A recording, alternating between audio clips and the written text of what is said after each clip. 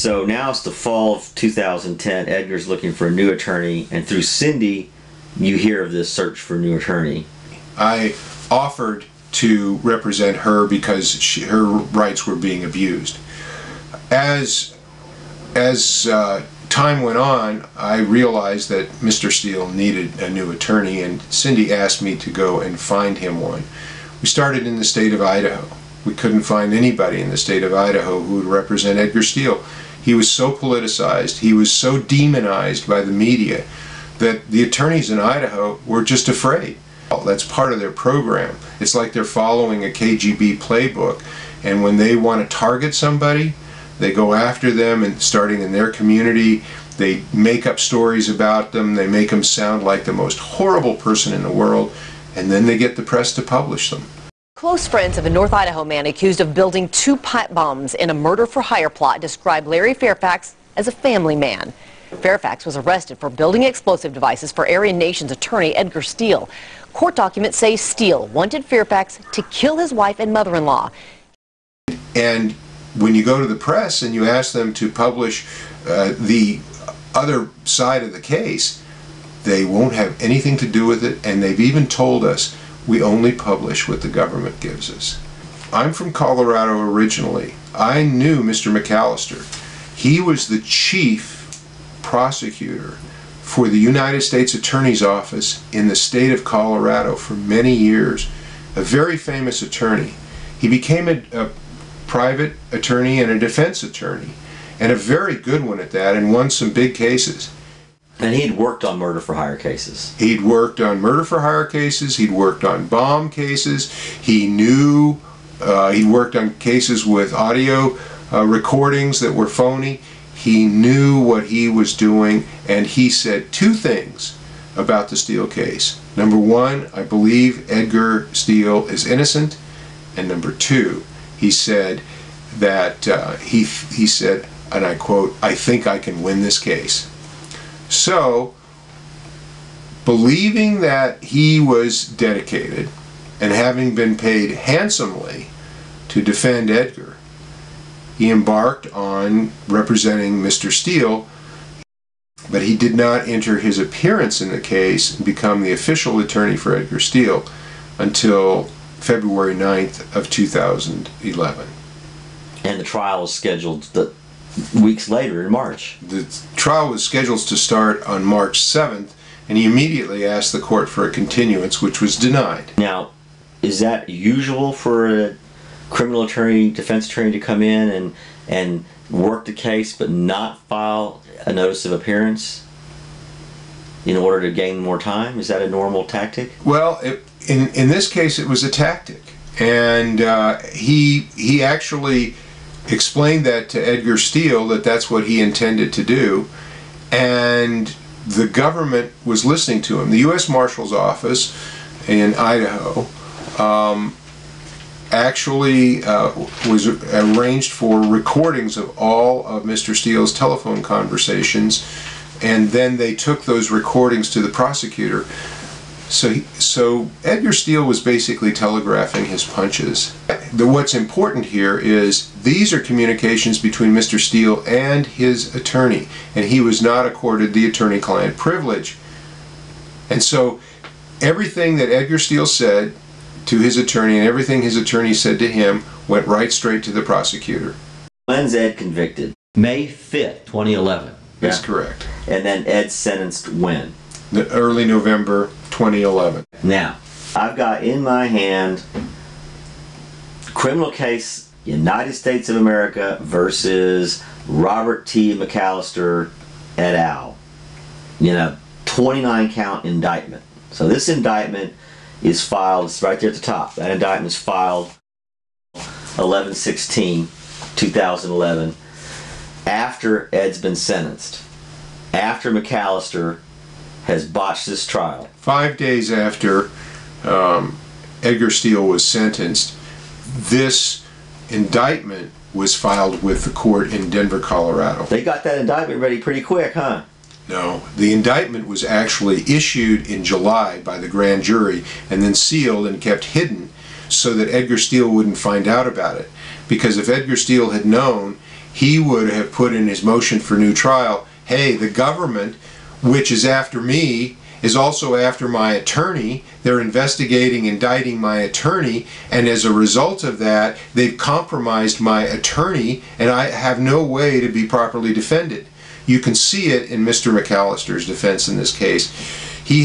We have since learned that Mr. McAllister was contacted by investigators in early April before the trial started. Mr. McAllister knew that this indictment was coming. According to the Denver Post article of January 12, 2012, it says, in June, that would be June 2011, McAllister agreed to be disbarred for 8 years for twice using client funds for personal use. 2 months later, McAllister told a judge in Idaho that he had provided ineffective counsel to a client convicted earlier in the year of murder for hire.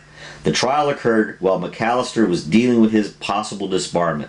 Quote, at the time, I did not recognize the extent to which my mental state had deteriorated, close quote, as a result of his remorse, McAllister wrote.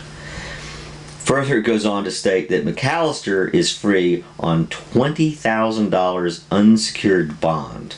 The very same bankruptcy that he had filed just before defending Edgar Steele apparently was a fraudulent bankruptcy, and he was committing a crime even while he was getting ready to go to trial in Edgar Steele's case. My point is that Mr. McAllister had sold himself out to the same prosecutor so that he hopefully would get some leniency down the road from them, the federal prosecutors, by not properly representing Mr. Edgar Steele. Mr. McAllister failed to make objections, failed to make motions for new trial, make motions for mistrial, make motions to do anything that was in Edgar Steele's favor. And he just sat on his hands the whole time. And as a result, there's almost no record for an appeal, because the only things you can appeal are the things that happened in the trial, and in this case, it's what didn't happen that's absolutely shocking. I met Ed because he's a very bright guy who is interesting, fascinating conversationalist with a wide-ranging interests, and he and I struck up a friendship 14, 15 years ago, something like that. I was present at Edgar's arrest at his house on the 11th of June 2010, when I actually was called as a witness at the trial. Mr. McAllister asked me the usual introductory questions: what was my name, what was my my relationship, and so forth and so on with Mr. Steele, and then the questions stopped, and I was really tempted to say, but I was kind of afraid of the judge. Aren't you going to ask me this, Bob? Aren't you going to ask me that? But I couldn't really say that. I don't think that's my place as a witness. So I didn't. But I was surprised that he didn't ask me any of the questions that I thought he was going to ask me. He didn't flesh out any of the details. He didn't ask me about the Ukrainian girlfriends. He didn't ask me about what had happened when the FBI had arrested Edgar at his house. None of the things that I thought were important to Ed's case. My name is Dr. Bob Stoll. I've been an old-fashioned country veterinarian for 30 years.